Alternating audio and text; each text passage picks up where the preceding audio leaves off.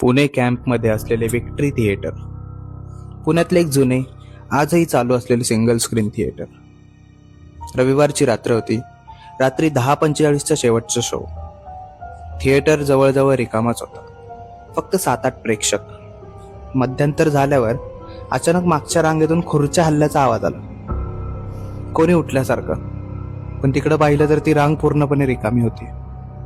सगळ्यांनी दुर्लक्ष केलं. 5 मिनिटात पुन्हा एकदा हळूच हसल्यासारखा आवाज आला. आता मात्र लोक अस्वस्थ झाले. एक प्रेक्षक बाहेर गेला आणि कर्मचाऱ्याला सांगितलं. तो म्हणाला, साहेब, आवाज येतोच कधी कधी, पण कोणी नसतं.